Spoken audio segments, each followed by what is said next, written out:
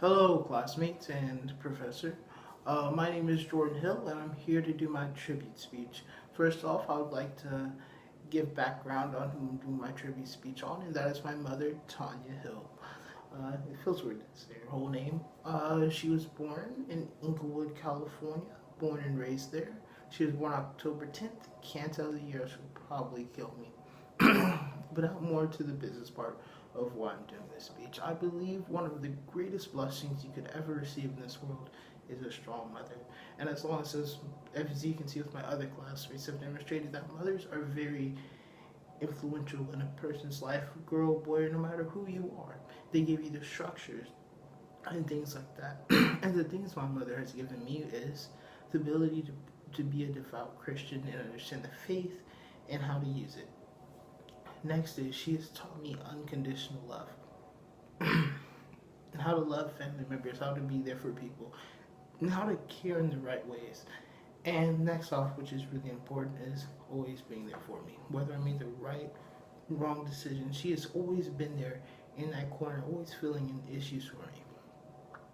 Now, the first thing I'd like to tackle, which I think is the most important structure you can ever give anybody, is being a devout Christian. How to practice the faith, how to understand how to reach out to God, how to praise Him, and how to also talk about God and how to express the word and what He's done across the world to other people.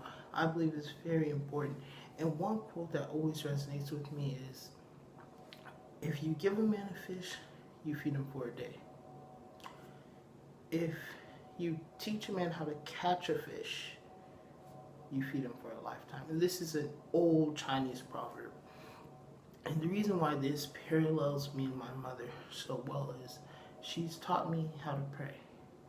She's taught me how to praise and worship, and she's taught me how to expand on the faith and teach other people and how to read scriptures and other things like that. So am I not only on my own, I can reach out to church, I can do all these other things, but besides just relying on what do I do next for my mother, I know how to develop my own interpersonal relationship with God.